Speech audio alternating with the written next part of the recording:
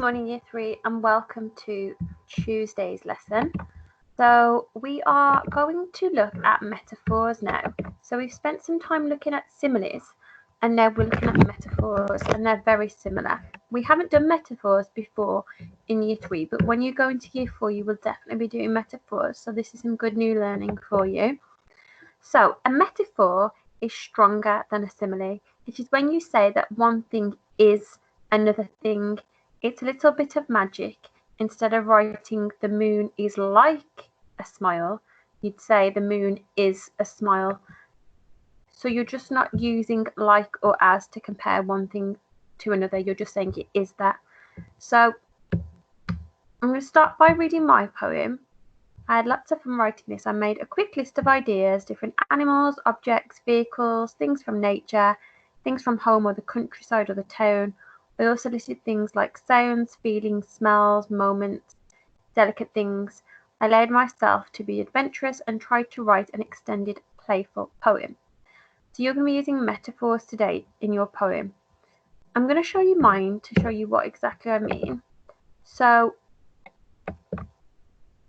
it's called You Are. It says you are a soft sofa and comforting cushions. So each one starts by saying you are. So it's not saying you are like a soft sofa and comforting cushions, or you are as soft as a sofa and comforting cushions. It's just saying you are a soft sofa and comforting cushion. You are a wolfhound panting after a run. You are a cat stretching his curious claws. You are a red bus slowing to a full stop. You are an ancient oak tree gnarled and mishapen.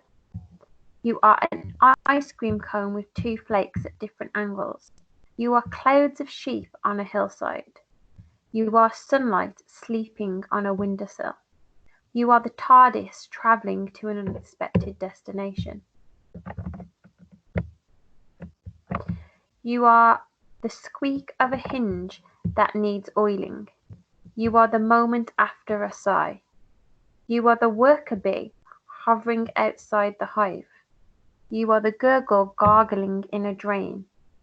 You are the scratching of fingernails on wood.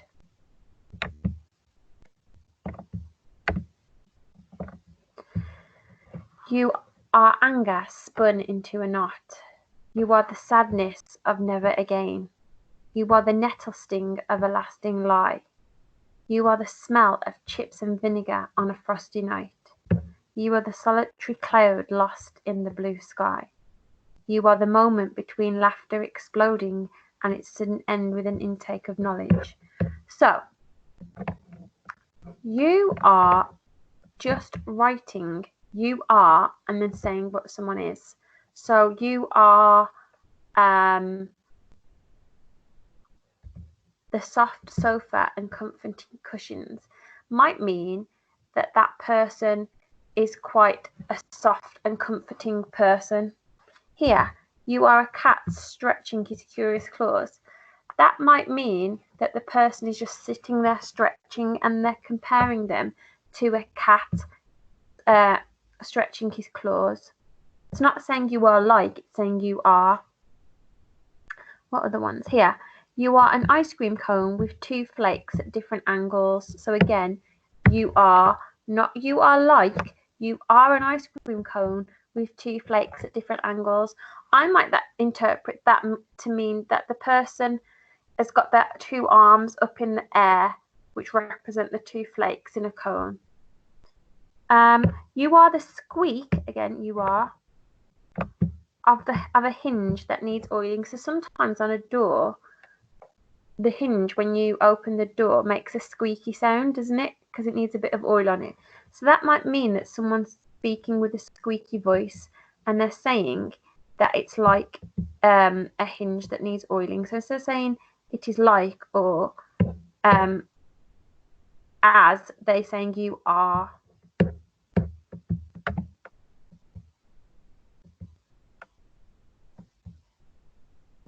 So there's lots going on here. What I'd like you to do is come up with your own metaphors. Now, don't make this too complicated for yourself. I want you to add to this list of ideas that I've got here for you. So it says this will help you get lots of different ideas. You don't have to use them all. Try to think of unusual ones. So here I've written down birds, animals, fish or water creatures, any insects, plants, vehicles, coloured things, places, objects, sounds, types of food, natural things, things from a story, delicate or soft things, so things around you that are soft, things around you that are quite breakable, things around you that are shiny or bright, any feelings, so anger, laughter, happiness, any memories. And what I want you to do is think of, I think I've written 6 on your purple mash of your own ideas. So here you'd start by saying you are a, you might say butterfly flapping its wings in the wind. You are a, let's pick something from here. You are a, you are a parrot screeching in the morning. You might say, you are a flower blooming in the garden. You are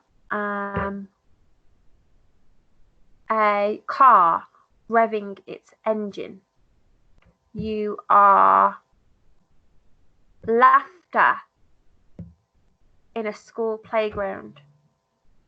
So I'm not just saying you are and then saying something like you are a cat. Tell me how they're like the cat. So you are a cat stretching out its sharp claws. So make sure you put you are, what the person is, and then how they're like it, but you're not using like or as. So here you go. To write your lines, think of an idea, and then you extend the idea by thinking what it looks like or what it's doing. So instead of just saying you are a cat, you could say you are a sleek, to describe it, cat. And what's it doing?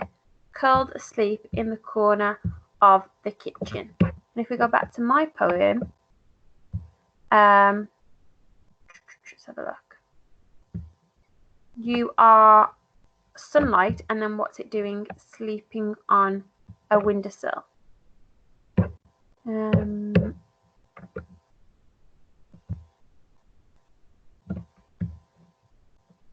You are the gurgles, that's the noise, gargling in a drain, so that's saying what it's doing. So you can pick random things from this, although I just put animals, obviously there's lots of different animals. Sounds, there's lots of different sounds, the sound of laughter, the sound of thunder, the sound of sirens, anything. And then you say you are that, and how are they like it. So just have fun with this, be playful with it. It doesn't necessarily need to make sense.